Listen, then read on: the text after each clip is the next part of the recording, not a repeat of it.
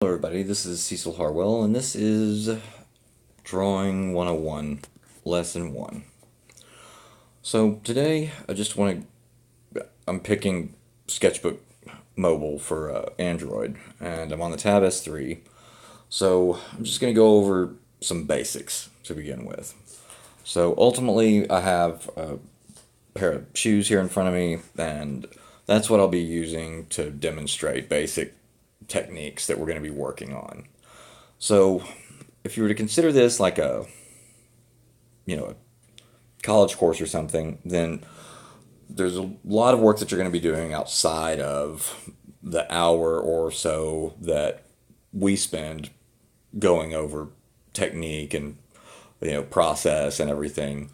And you are welcome to include links to your work in the comments or ask any questions you have in the comments, and I'm happy to answer them. So first, let's just go over some basic tools that you can use. Now, whether you're doing this digitally or analog, like on paper, you have a sketchbook open or an easel up and some newsprint or whatever, then the the techniques are basically the same. And what all of these drawing and painting apps try to do is replicate natural medium, drawing and painting techniques anyway. So, they have blending and stuff like that. For example, this pencil is great. It has a, basic pencil, but with the Tab S3 and some other devices, you can actually turn the thing on its side. Here, let's maximize that. Okay, so in Sketchbook, all these are different. So, like your menu for things, your settings for each tool are going to be in different places. And I may use Infinite Painter in some of these, drawing lessons or whatever, but really right now I am really liking Sketchbook, and that's by Autodesk, and it's currently free. Both the desktop version and the mobile versions they've made free, which I think is awesome. But okay, so also I don't like using the pointer that comes with the recording app that I use, so you're just going to see this little circle whenever I'm pointing out something in particular. And I'll try to slow down and make sure that the circle actually appears so that you can see what I'm talking about. Anyway, so here we have our just basic pencil. And then here's the library, so you can switch a tool. You can replace it in this here. You can replace this tool when it's selected with any other tool. Well, actually, it's just going to go to that. So if you wanted to replace it, you would actually drag and put something up there. Anyway, so here's our basic pencil. And then here are the settings for the pencil. There are basic settings, which is just size and opacity. And then there are advanced settings. You can also change the type, and there are all these different things we can go through later. Like I said, I don't really want to get into a feature review of the app itself. I just want to use it to draw. So I'm just going to get into the settings and features deep enough so that you have some understanding and command over how you want your tools to operate in your drawings. Okay, so we're just going to leave this standard. And then in the advanced setting, there's pressure, so size with heavy pressure, size with light pressure, opacity with heavy pressure, opacity with light pressure, and then these. Still not quite sure what the difference between flow and opacity is. I mean, they seem to create the same effect. Whichever one you manipulate, they'll do the same thing, but I'm not. Don't ask me. Go ask somebody who's an expert at these drawing and painting apps. It actually does the same thing in Photoshop, and there's the same difference, right? So ask somebody else about that. But what I wanted to get to here was this rotation dynamics, or oh yeah, okay. So controlled by stylus tilt, and it's set right now to be 400%. So let's go ahead and make it 800% or so. Alright, so now whenever we come over here, we draw straight, I'm just holding the pen perpendicular to the drawing plane, right? So here's our line, and then if I turn it on its side, then you can see I get a much thicker line, right? Well, if we up this size even more, so now here's our line, so that's up and down perpendicular, and then here's at an angle. Now it's like we're working with an actual pencil, right? So an unsharpened pencil, mind you, but okay, so that's a little better as far as representing an actual sharp pencil, I think. Yeah. And then here it is on its side. So now it's like you're actually working directly with a pencil. So we're going to leave it that way, just because, well, you know, turning a pencil on its side is a great way to shade areas. So yeah, that's how I like it. Alright, so I'm just going to clear this. This is in the layer menu, right? So you tap on the layer that you want to manipulate, and then there's clear. And then the other tool we're going to work with here, I'm going to go ahead and move it up here. This is the smudge stick, which I love. I guess I should have left all that stuff, but here. It won't smudge anything if there's nothing available, so da-da-da-da-da. Just draw some lines and get some shading down. Notice too that at a tilted angle you're still getting an opacity change when you press harder, which is great that the pen can register pressure from a tilted angle. Now okay, so now we've switched to the smudge, so now we're just going to smudge it. And your smudge settings you can change, but I like the smudge to have a lifelike. You know, I want it to represent reality. So, you know, whenever you're like just using a paper shader or whatever across a piece of paper, you're never going to get rid of the lines that you put down. They're just going to lighten, and you're going to move them across, move some of the color across the surface. Now, obviously, we have, you know, a color palette as well, right? Color palette here, so we could work in red.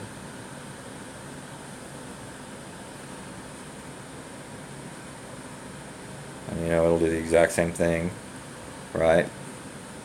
And then one thing that Sketchbook does that's different than the other drawing apps is they implicate the texture in the mark making tool from the beginning.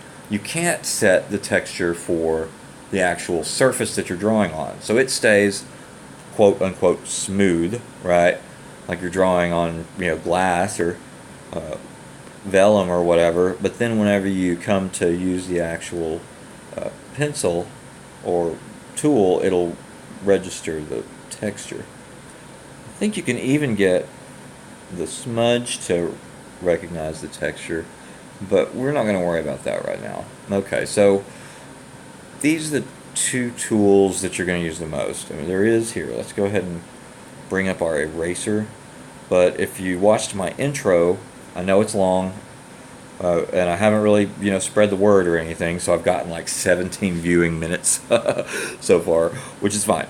Well, this is all just, you know, beginning. But so here's our eraser. It's real small, so let's make it more like an actual. That's still pretty small. There we go. Make it like it's an actual gummy eraser or whatever. And let's go ahead and reduce the flow it's manipulating here a little bit so that it leaves something behind. There we go. So now, see, we're erasing, but it's still leaving something as if you were drawing on paper. And the reason I want to do that is because I want to show you guys how things go, whether you're working on an actual physical surface with pencil and paper in your sketch pad, or if you have, you know, a digital device that you're working on, then we're going for natural medium here. So okay, so here's our pencil. Actually, my favorite color to work in whenever I'm working on a regular surface is like a cyan. That blue you can get from Pentel and their mechanical pencils. About like that it is. So I like to draw in this blue and get all my construction worked out and everything and get it, picture perfect, and then go over it with actually a brush like this in black. Alright, so once I get everything the way I want it. Oh, see, I was messing with this earlier. This natural blend is neat, but really I like marker.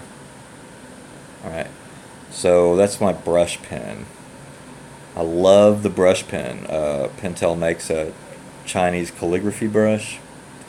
Anyway, so that combination of pencil and inking is my favorite. So we may wind up doing some of that later, but for now, let's just stick with the pencil and stick with black. I'm going to clear my canvas.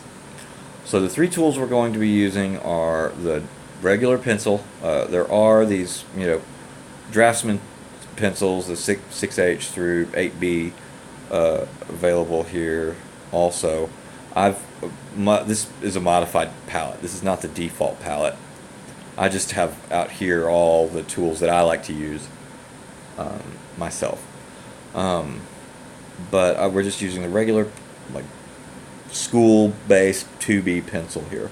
And then we're using the smudge stick, the paper shader, and then like a gummy eraser, like a, what is it called? Art rub or something like that. They're white. I can't think of the name. I have one around here, but I'm not going to dig it out just to get the name. And these are the only three tools we're going to use. Okay, so first we're going to go over some basic techniques of drawing and shading, and then some exercises that you can use to kind of loosen your hand up and get it used to, drawing instead of writing. So whenever you're writing,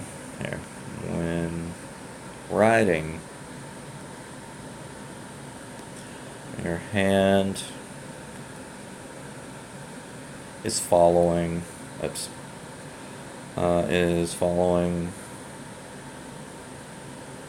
your mind. Your mind and hand have been trained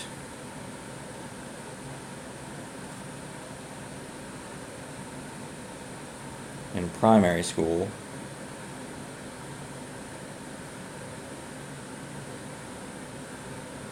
to work together.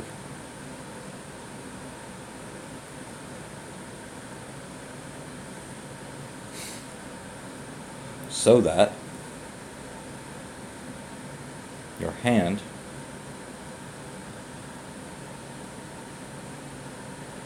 executes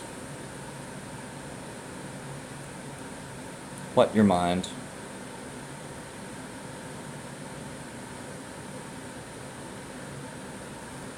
and we ran out of room, but this is important, so I'm going to go ahead and take the time to grab this, move it up here. Okay, when writing, your hand is following your mind. Your mind and hand have been trained in primary school to work together, so that when your hand executes what your mind wants to say,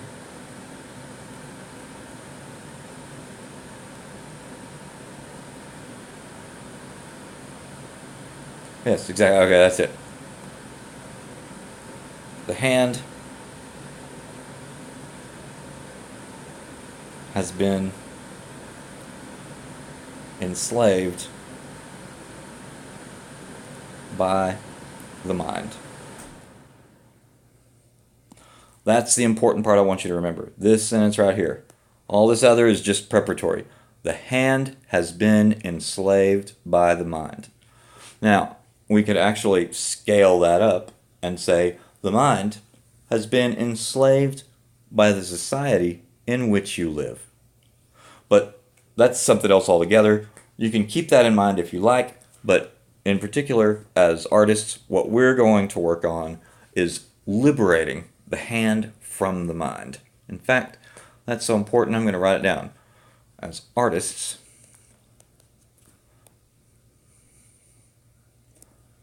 we must liberate the hand from enslavement by the mind.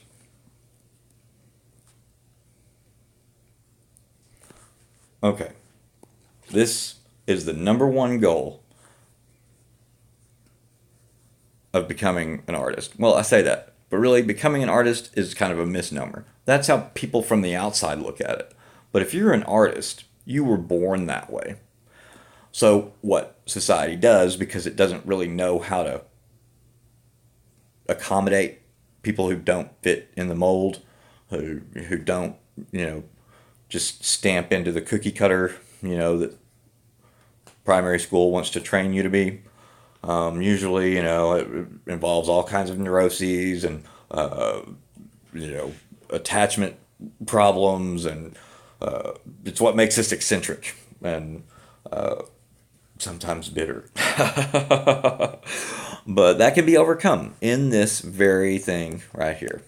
As artists, we must liberate the hand from enslavement by the mind. And one more time, when writing, your hand is following your mind. Your mind and hand have been trained in primary school to work together so that your hand executes what your mind wants to say. The hand has been enslaved by the mind. So, how we begin to liberate the hand then is we give it things to do that the mind has no control over. For example, one of the exercises that my art teacher taught me in the very beginning of Drawing 101 in college was to do what they call abstract writing. As a kind of quirky and interesting aside, whenever I was 9 years old, I decided I was an alien from another planet. I picked Saturn just because it was cool, I guess. But I used to write letters. Oh, okay. I used to write letters to my home planet telling them to come get me. So it would be like,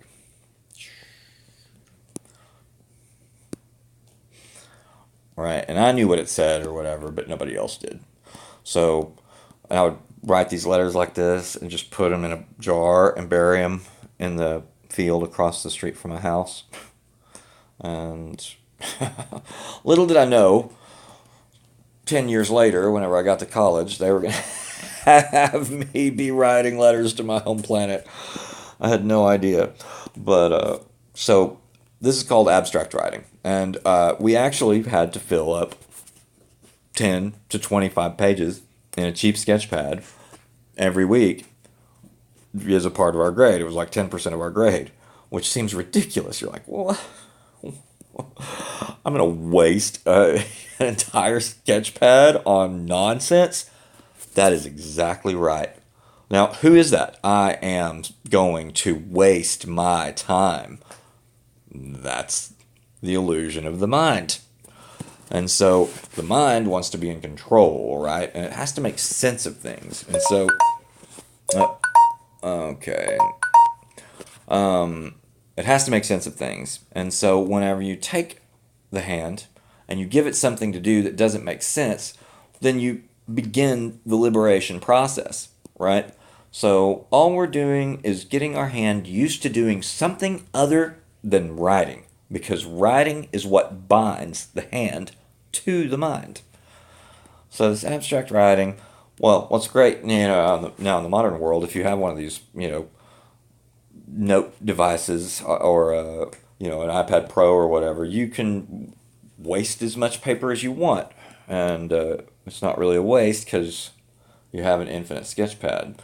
So the mind may think, and just say, well, you're still wasting time. Well, no, it's not a waste of time if the hand is being liberated from the enslavement of the mind. And you can just keep these pages. Because one of the things that, I will tell you if you want to follow along and you want to actually do 50 pages of abstract writing is, try to do something different. See, my abstract writing can tend to look the same, right? So let's just mix it up a bit and try to do something different than we were before. So you'll always wind up seeing, oops, oh dang, I forget that my home buttons are on this side, and so my hand will run across them. But so the Japanese write from top to bottom, left to right, or right to left instead of left to right. So, and just let your mind wander. Let your mind do something else. You don't need your mind to do abstract writing, and that's ultimately a part of what we're getting at here. And I will explain in this lesson exactly where this is going as we get further into the actual drawing, whatever you have in front of you. Like pick something, it doesn't matter. Shoes, a vase of plastic flowers or silk flowers or whatever, food, it really doesn't matter. Just for this lesson, just pick whatever you want. Just one object or two objects and nothing more complex. Because all we're going to do is some stuff that seems stupid and doesn't have anything to do with drawing, and but it will make sense in the end. So, okay, so that's enough for now. Now let's just look at these 2 pages. So there's one, there's two, one, two. They look a lot alike. So, try to get out of your comfort zone with the pages. Make one page where, you could do this instead.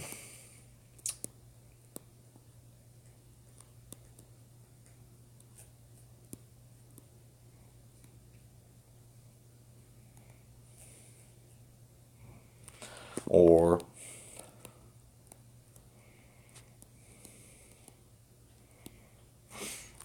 just start to try to break it up and change it into something else so that your hand can get used to doing something other than writing. That's all the abstract writing exercise is for. It's a mechanism for liberating your hand from the enslavement of your mind. Okay, and on that note, I need to take a break because I'm doing other things. Oh, you know what? I'm just going to pause it actually and hope that works. For some reason, the videos tend to break or whatever, and I have to repair them. But we'll give it a try.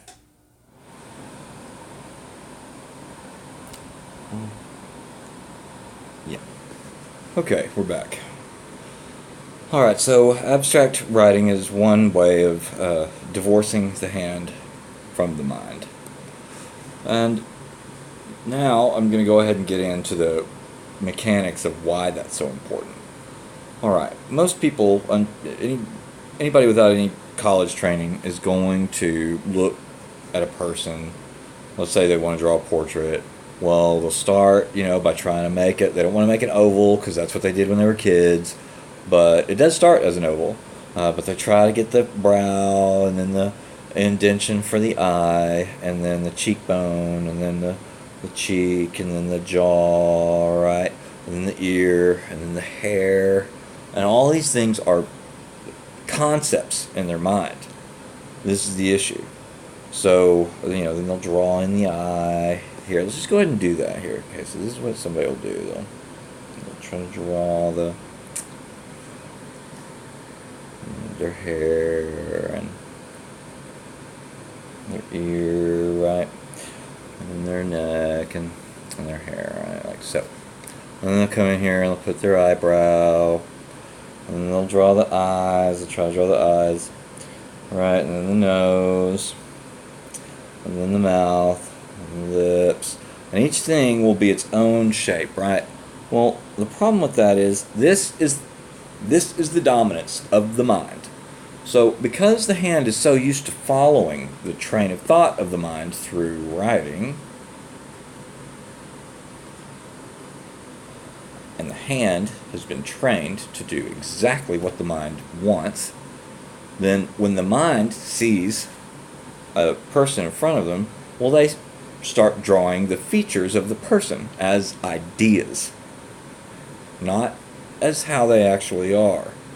So we don't actually know how a person actually is because all we have is our visual representation, our audio information, and then the summation of those two along with the behaviors they exhibit. This is how we form an idea of a person, right? And then we construct our idea of that person out of the features we see. But in drawing, if you really want to draw, representationally and be accurate and everything, that is what you have to stop. And this is why it's so important to liberate the hand from the enslavement of the mind. I'm going to say it over and over and over and over again, because what we're trying to do is divorce our hand from the concept that we construct out of our visual information. So I hesitate to say this just because I'm not completely 100% sure, but I'm 95% sure that I read this somewhere and that I'm remembering it accurately. So I'm going to state it here, and then I'm going to go back and actually look for citations so that I can be for sure. But from what I understand, our eyes take in 37 gigabytes of data every second. The optic nerve takes that information, and before it gets to the occipital lobe, it has compressed that information down to 10% of that initial influx of sensory input. So the occipital lobe, which takes up 30% of the mass of our brain and consumes 30% of all oxygen and energy that goes to the brain, then takes that 10% compressed information, unpacks it, and begins processing it into a cohesive image for perception. Now, what we actually want to do is get the mind out of the way, because it's doing all that work. We don't need all that work. All we need the hand to do is act as a recording device that's tracing the information that hits our retinas. So because we're converting a 3D image that we construct in our minds into a 2D illusion of three-dimensional space, all we really have to do is trace the flat image that hits our retinas. That's all we're doing. That's all drawing. That's all painting ever is.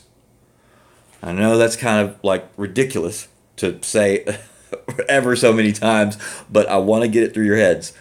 The mind is going to do nothing but get in the way of your ability to accurately represent what you see if you're shooting for pure representation.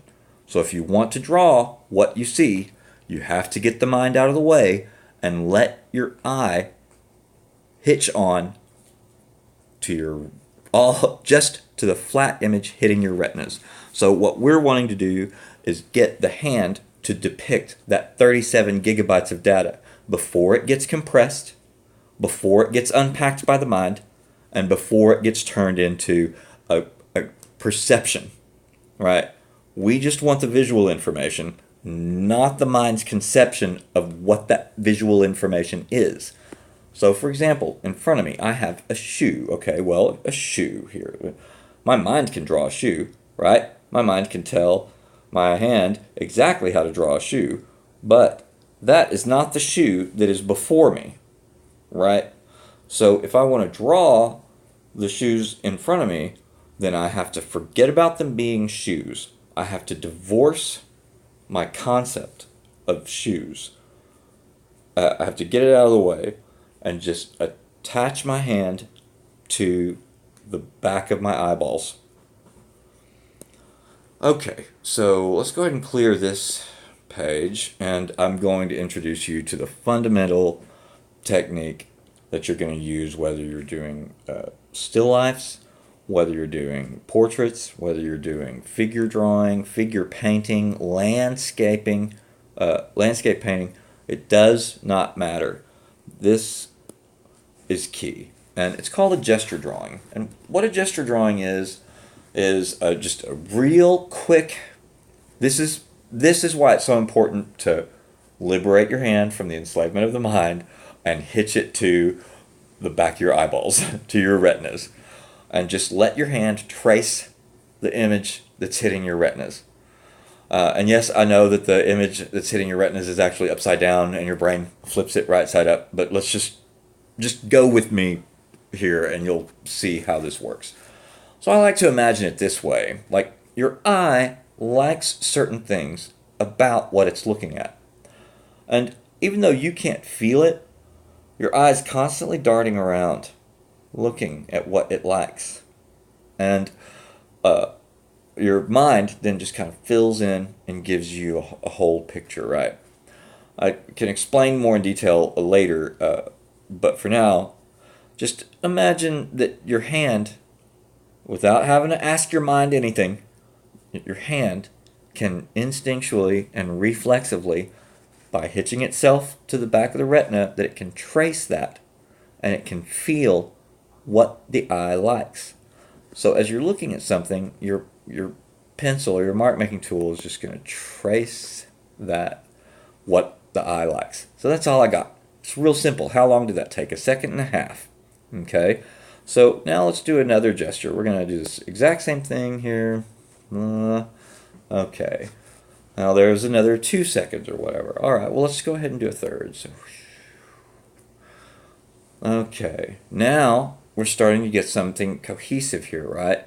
You can see here's the bottom of the sole of the shoe. Here's the where it meets the inside arch of the other shoe, right? Okay, so now we're starting to see shoes. But if you just look at it, people are going to go, well, what was that? And if I show this to somebody, let's say I decide this is finished, and I'm going to hang it on the wall in a museum, and I'm going to call it the wonderful pair of Converse sneakers that my friend Alfred gave to me when I needed shoes. I keep them and I still wear them because I love those shoes. They're comfortable, they're dirty, they're worn to all hell, but they have deep, deep sentimental meaning that I am never going to let go of these shoes. Alright, so this is enough. This is the fundamental structure that I'm going to work from to get the rest of this image, right? So I'm going to go ahead and do a different layer though, because I want you to see this whole process, how this works. Alright, so this is a gesture. I'm going to set the gesture aside. I'm not going to delete it. I'm not going to clear it. I'm just going to set it aside. And the other technique I want to introduce you to is called blind contour. Blind contour is important because it shuts the mind out of the picture altogether. No pun intended. Literally. I didn't intend a pun there, but it is kind of funny. We are locking the mind up in the closet just for this blind contour process, okay? So I'm going to start up here at the top of the back of the heel. I'm not going to look at my page, and I am just going to go all the way around.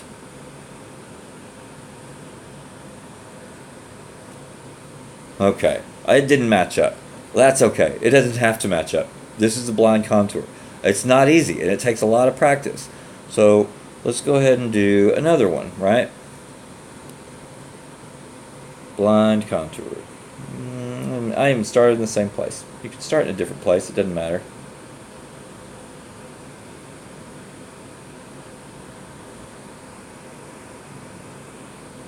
Okay, that's better. It came closer to matching up. So I'm going to do another one. These are the practice exercises that I'm talking about whenever you, with this lesson. At the end of this lesson, there are going to be 3 things that if you want to go on to the next lesson and be following, along where, conceptually where I'm at and everything, then you're going to want to do 10 pages of abstract writing. You're going to want to do 10 pages of gestures, 50 gestures. Just take 10 pages to do 50 gestures on. And you're going to want to do 50 blind contours.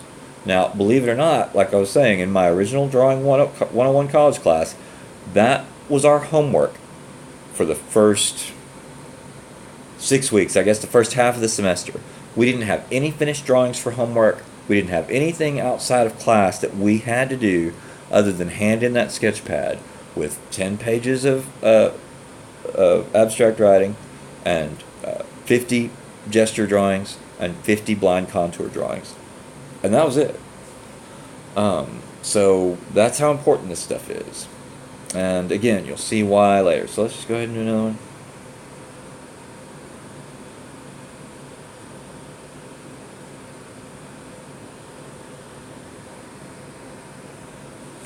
Okay, so smoother and smoother, right?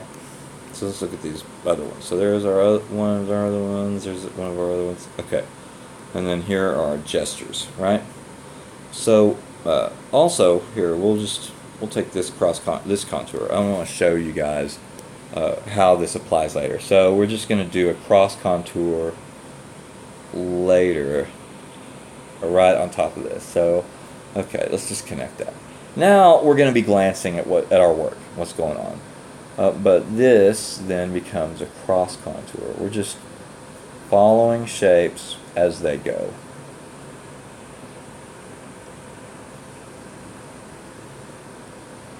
And correcting things along the way.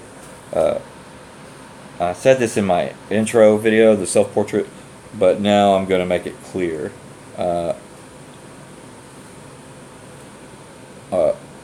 An eraser in this class, or really in drawing in general, but in this course, whenever we use an eraser, it is not going to be to correct our drawing. Our lines will correct our drawing for us. And actually you'll find that the activity of all those like lines kind of coming together gives the drawing life. And like I said in that initial video, it is not a work of art if it is not alive. We're doing life drawing here, right? So we want it to, we're depicting that life. So all I'm doing here with these cross contours is seeing shadows and tracing the edges of the shadows, right? So in the process that I was talking about of just tracing what's on the inside of your retina, all it is a relation of shapes. Bigger shapes at first to one another, and then smaller and smaller, ever smaller shapes. See, this is actually like that. There we go.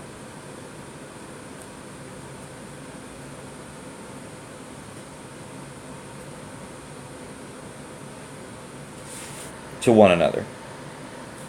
So you start out with these big shapes and you relate these big shapes to each other, and then as you go you relate these smaller and smaller shapes to each other.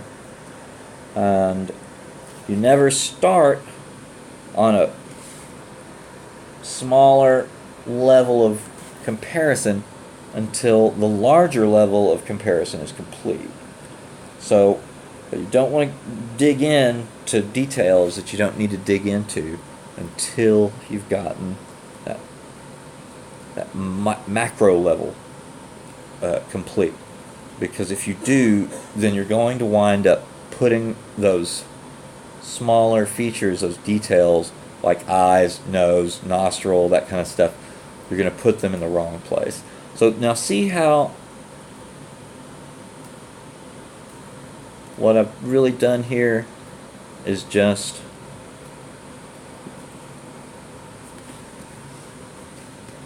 compared all the shapes to one another.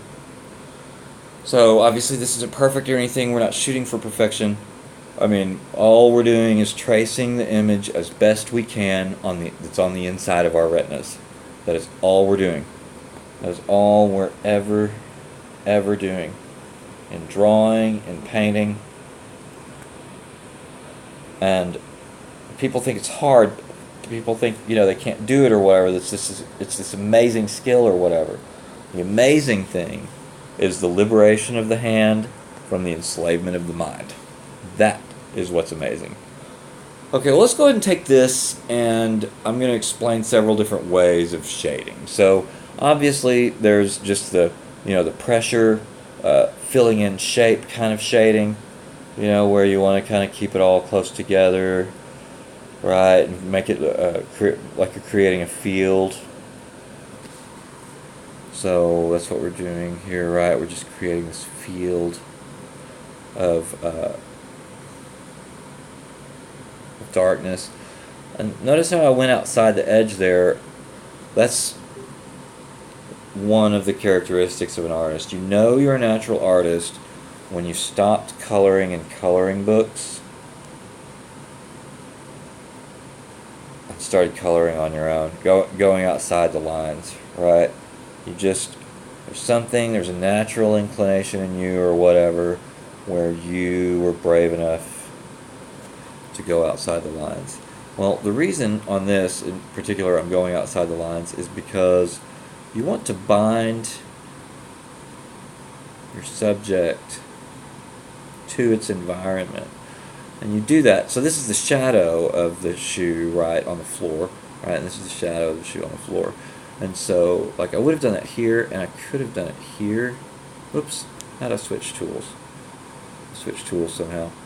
I could have done it here as well, right? Because this is the same shade, right? And here, it's like the same shade. And there's this little bit. That's that darkness, right?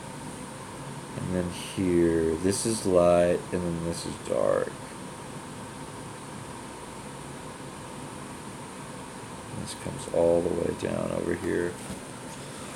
Alright, so there's one shade of darkness, right? Well, there are other shades of darkness now. So, let's put in this one. This one. This one. So we've gotten the large shapes taken care of. Now we're taking care of the smaller shapes. And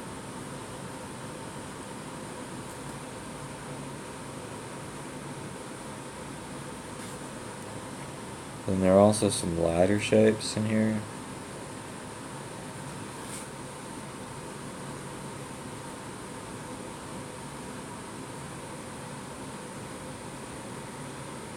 Don't let yourself get confused if you see something. If you find yourself in a state of confusion, then it may be that you've gotten too detailed too quickly. Like right in here, there are some subtler shades and smaller, more intricate parts. But let's go back to this darker shade that is all over the place, right? Like through here. And so with whatever your subject matter is,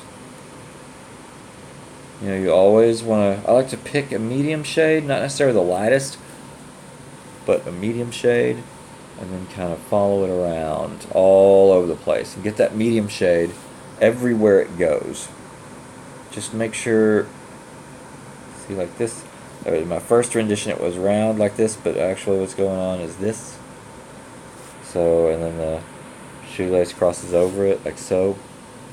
And then this is a lot darker. Okay, so this is just one shading technique, right? It's kind of like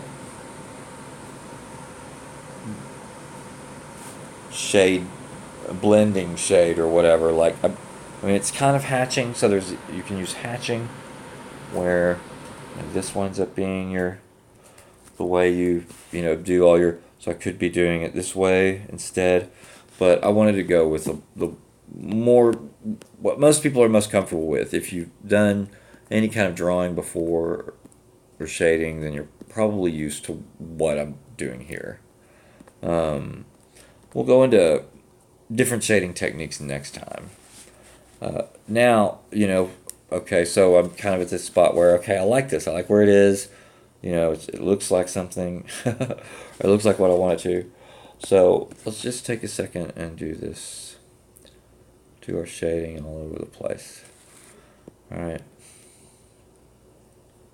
So another nice thing about my professor was like, "Wow, I really like how you use your blending. You're like taking this mass and spreading it all over the place and like carrying the weight." And I was like, "Geez, I was just messing. I just thought I was messing up, and I was tired of it, and you won't let me use my eraser, and so I'm just gonna smear it everywhere." I mean, I literally was doing like this, just to kind of like get to some kind of baseline or something. I was frustrated as hell with myself, and my professor came along and said, "Wow, this is really great. Keep doing that." I was like, "Wow, is it that bad?"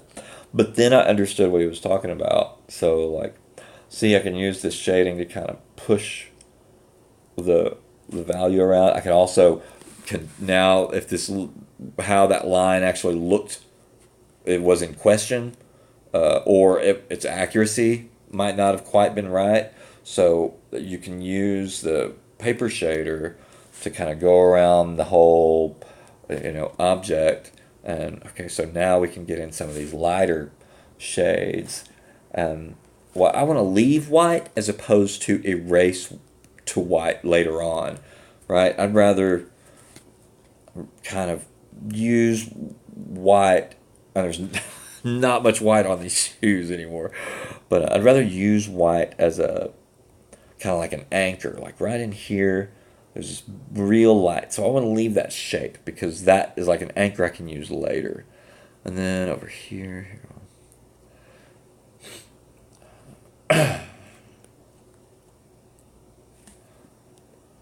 oops, dang it!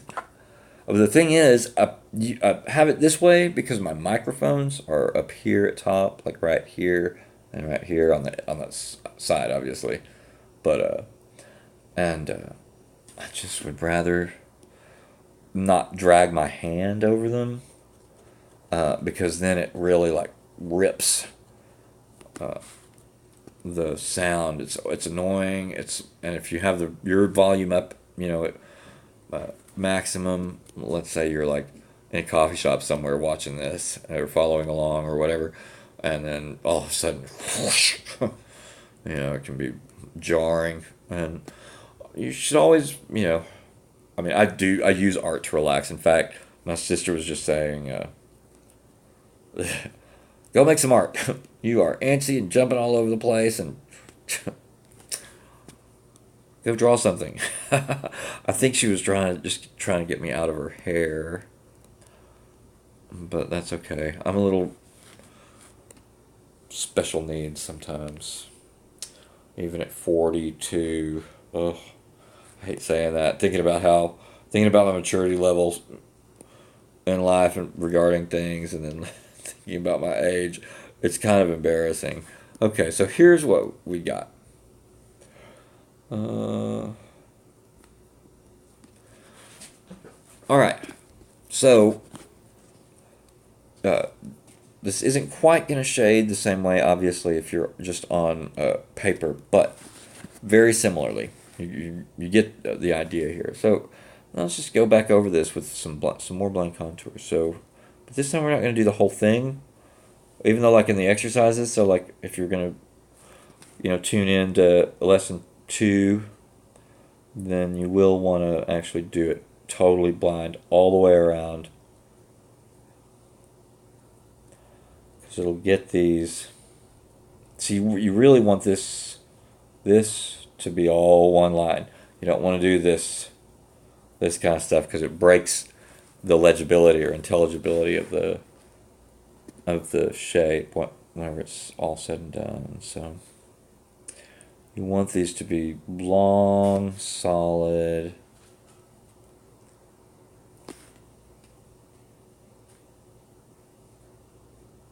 What is this doing? See, this is another nice thing about doing it digitally. You can't. There is no undo on the paper. See, this comes across, and it's not up like this. It's not down like that. It literally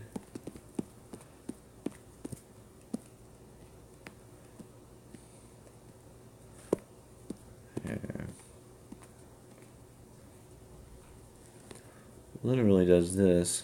There. Yep, just like that. And then from there it goes around. Oops, not like that. More like that. And then up. And then over. And then out. Voila. And there's even one down here at the bottom. It doesn't go all the way. It stops right here. It's only visible like so. Okay. And that goes underneath. This goes underneath. And then this is actually all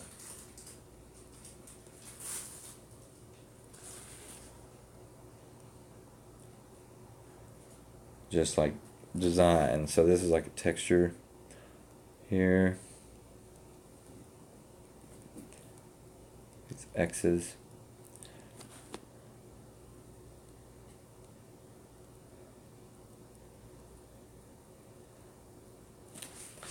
Like so.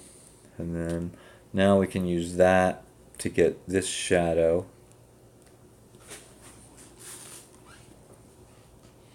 And this is actually the leather coming in.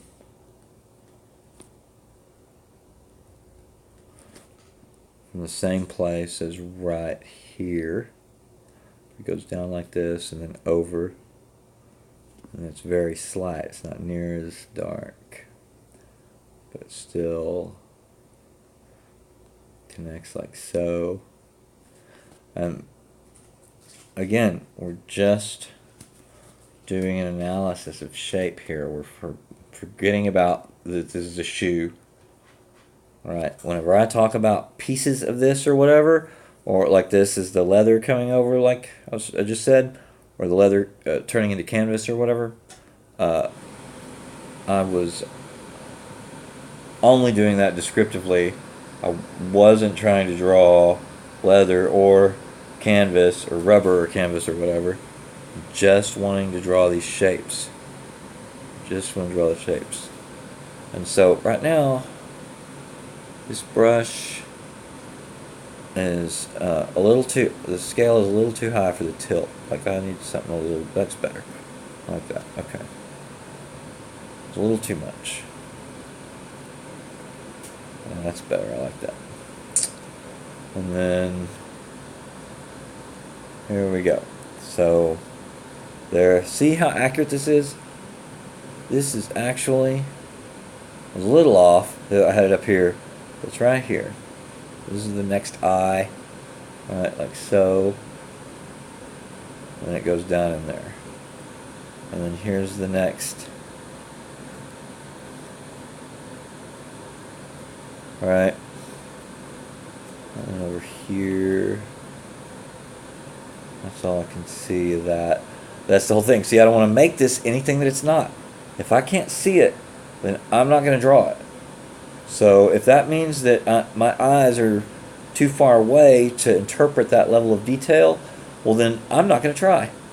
Because then I would be destroying the representation. Right? If a representation is nothing but, this is like a seam or something. It goes like that and then over. Like so. Yeah, see again, I can't see it. I'm not gonna add it. This actually comes down here. So this is let's see, tools here.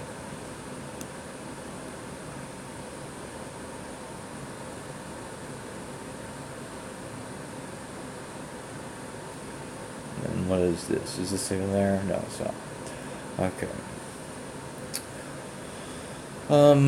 Let's see here. Where's my other tools? Right there. Okay. So this actually is down here, and it goes almost straight up. It's like at a 97-degree angle. So this is just like that's that seam, and then it disappears in this shadow. This shadow here is as dark as that line claims it to be. So we're going to go ahead and just fill all this in. This is all in shadow. And the only place it gets lighter is right there on the very edge. Well, we can use direction of the pencil strokes to define the surface if we like. But it's not necessary. In fact, some people like the agitation created by divorcing the direction of the line from the surface, so that line direction in this hatching or in the shading has nothing to do with surface indication, and that is a drawing preference. I kind of go back and forth. Like it really is a mood thing. Okay, so there's this, and then there's this,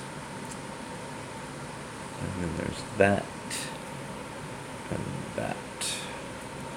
And up here is exactly the back of the shoe, and so it falls right there and goes down and around just like that, almost just like I have it. See, that's what really becomes exciting as you commit yourself to this idea of liberating the hand from the mind and allowing your hand to hitch itself to tracing to the back of the retina, so that all it's doing is tracing the visual field, and it's no longer attempting to interpret data.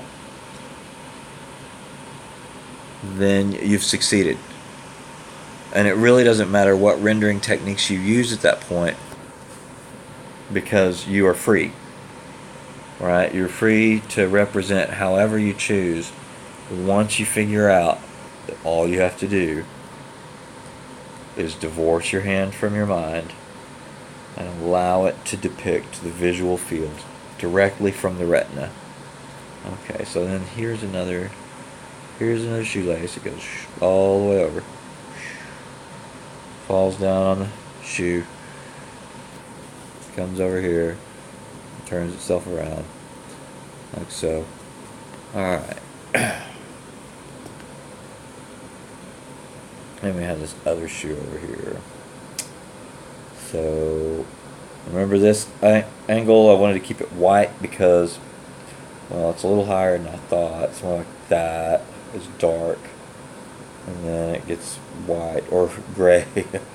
That's white enough. That hits that. There we go. Bam. I had it right.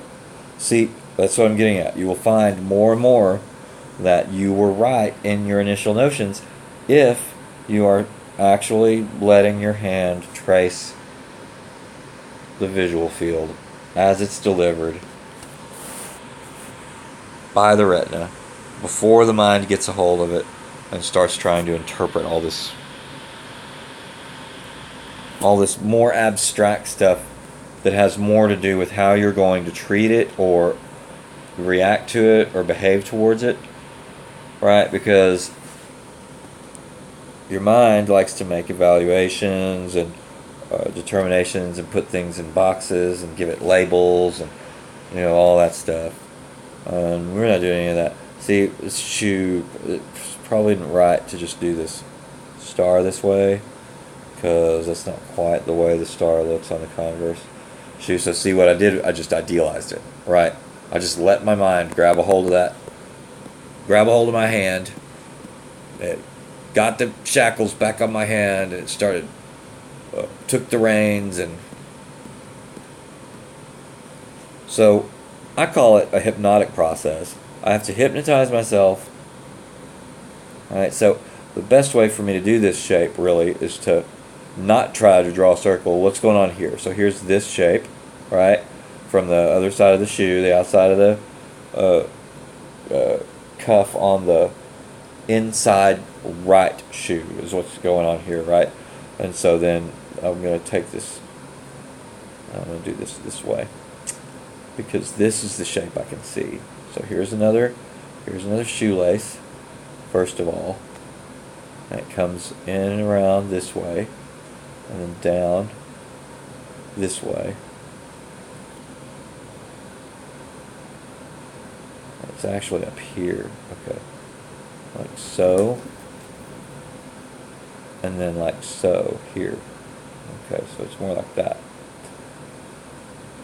And then it even goes in.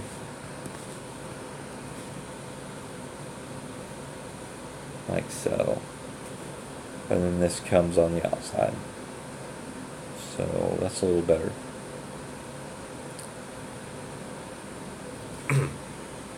Okay, now I can see the shape of this circle, right? Because this shape is specific. Okay, so now there's this inner ring. You kind of see the letters, see, and right. But I can't read them all, so I'm not going to write CONV. Right, I'm just going to trace the ones that I can see. Here's all just, yeah, see, but my mind grabbed my hand again.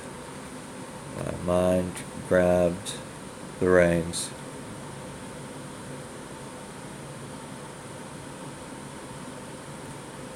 Okay, it is better, something like that. Alright, and then the star.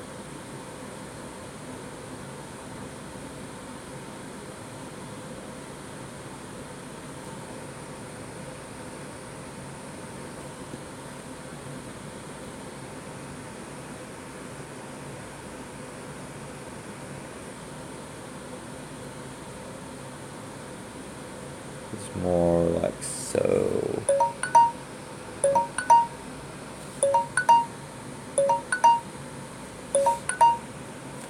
Oh, sorry. Okay. Yeah, so I'm going to go ahead and pause it again for a second, and I will return. Okay. So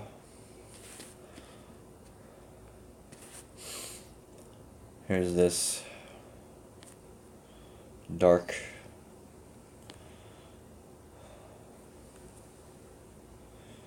darkness. Goes all the way down to the tip of the toe. Oh, dang it. That is it's not a design flaw, it's a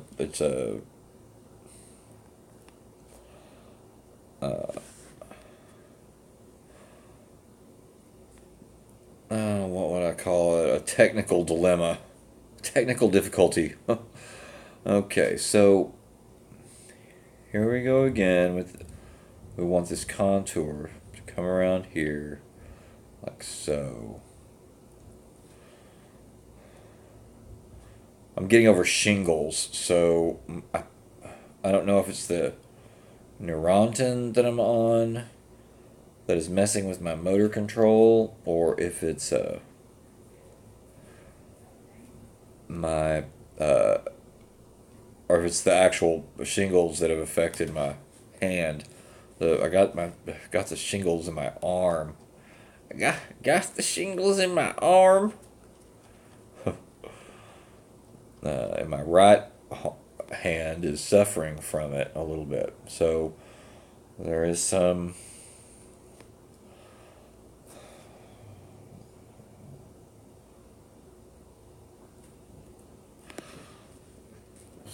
kind of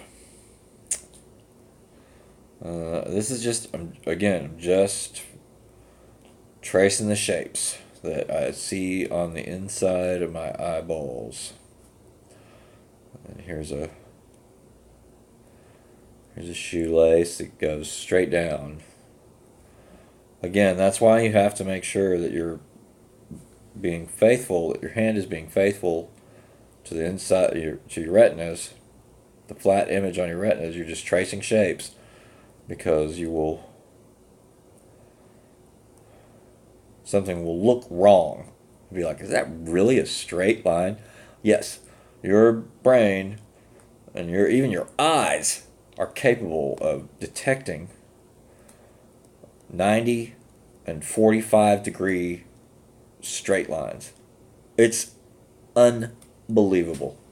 I didn't believe that whenever I first heard that, but Carl Sagan introduced me to that in the Dragons of Eden. It's an excellent, excellent, excellent read if you ever get the chance. It's well worth your time, every single second of it. And you will learn more than you ever thought you could know about the evolution and development of the human mind. Okay, so what's happening here is there's the edge of the rubber and the edge of the canvas on the far side of the shoe, and it actually comes up like this, and then you lose the laces in the deflation of the two parts of the canvas coming together. And the other part of the canvas, dang it, I did it again. Oh, that's annoying. But nothing I can do about it until I get a podcast mic. That is my next big goal, so that I can. Okay, so see now. Oh, there it goes again. Dang it! I did it again. I'm resting my pinky finger on the side of the tablet, and it's activating the directional buttons.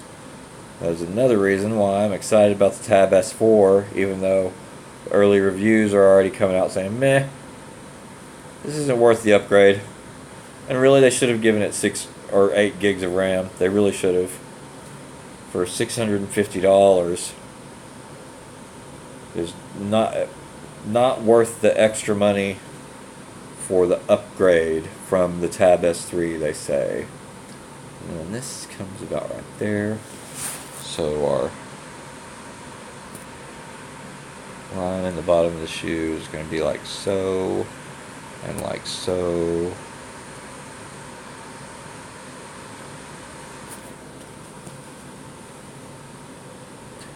And there's the shadow of that far shoe comes down like this.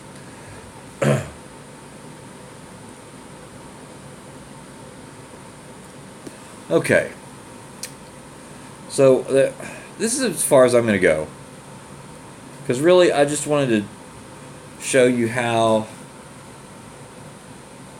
it's all about a comparison of shapes to one another, and not about trying to draw what you think you see. So whenever you commit yourself to that idea of just comparing shapes to one another, remember how we started here on the gesture? Here, let's look at this gesture. Oh, look at that gesture.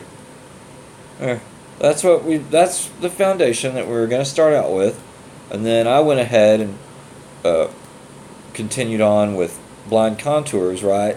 And then I just slipped into cross contours and showed you how to construct an image through that blind just comparison of shapes, just constant relating larger shapes first to one another, and then smaller shapes to one another within the larger shapes, and then bam, we got something that we could work with. And notice I did not use the shapes, the cross contours that I came up with to determine the way that I decided to shade, right? So I wasn't coloring within the lines. You don't want to color within the lines. You want to commit yourself to the relation of shapes to one another, and you will go over and over and over the process again and again and again and again in one drawing. That's how the image emerges, right? So Now, if we were going to use the eraser anywhere, slim it down a little bit, we'd use it here a little bit, and in here a little bit, that spot that I was talking about that I really liked. Right here just a little bit. So we're not using the eraser as a corrective mechanism, we're using it as a drawing tool. So here, here, here, here, up here just a little bit, up here, here,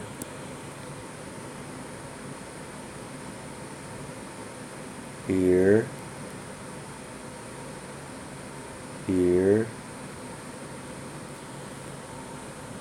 and voila, right? Isn't that crazy? You would have never thought watching me do this that this is what we would come up with. And this is far, this is far, far from what, we would consider a drawing that we want to hang in a gallery. But it is alive. It's a sketch, it's a study. And not a bad one. So, to recap, when writing, your hand is following your mind. Your mind and hand have been trained in primary school to work together, so that your hand executes what your mind wants to say. The hand has been enslaved by the mind. As artists, we must liberate the hand from enslavement by the mind. And that's what we're doing here, right, with the gesture. So, for example, here's another, let's clear this one, where is it? Let's clear this gesture right here, and we're going to work on another page. And here is our cat. This is Panther. She's laying there. I startled her. We're just going to get a quick gesture, right? Oops, that's the eraser, so that won't do anything. Quick gesture. Perfect. This is exactly what we want to see. So whenever we're talking about doing these quick gesture drawings, that's all we want. Doesn't have to look like anything. You just want to capture the flow, right? And you do that by tracing the direction or the movement of your eye as it lands on what it likes about what it sees. And it'll never steer you wrong. So do this 50, 100 times. Don't stop. So there's one of the cats. So now I'm going to do one of my sister's shoes over in the corner, right? Just real quick. All right. So those are her shoes. Here's, the edge. We're not capturing edges. We're capturing inner flows, right?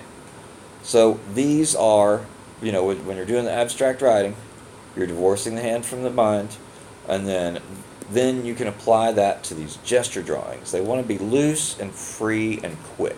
So now I have a bunch of stuff on the coffee table. So here's the coffee table.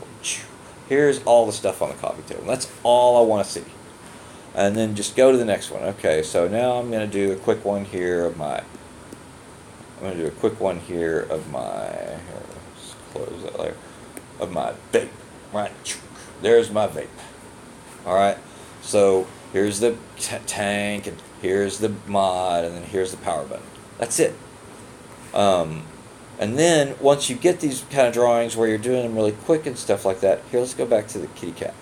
All right, so now that I have this great gesture close, this is really good because it flows, it moves, right? All by itself. Now that we have that, we can go back in here with a blind contour. Right? Now we have our cat. And then here's her other ear and a cross contour. Now her head is starting to show, right? Okay, so then here's her shoulder. She's black, so I can't see a whole lot of detail here. I'm just wanting to show you kind of how we're going to piece these objects together. But for now, just focus on the abstract writing. Do 10 pages of abstract writing. Do 50 gestures. And then I gotta show you. That's the gesture. That's the contour. One more time. That's the gesture. That's the contour. And so by combining the gesture and the contour, we have a solid foundation from which we can begin shading. So that's what we'll get into next week, combining the two. But just for this week, don't worry about finished drawings. We're not going for finished drawings. We're just working on these basic initial frameworks, right? The practice of liberating your hand from the enslavement of your mind. That's the last time I'm going to say it, I promise. Okay, so let's just look at this whole scribbly mess all at once. Why not? Here's the whole scribbly mess. Here's the whole scribbly mess. This is the kind of stuff I want to see. See, we're marking out this bullshit of writing, traditional writing, and we're just going for scribbly mess. Because the scribbly mess confuses and confounds the mind, befuddles it, and numbs it to where it can't take control. And once we do that, and we get our hand nice and free to where it's no longer obeying the power the mind has over it, then we can come up with something like this.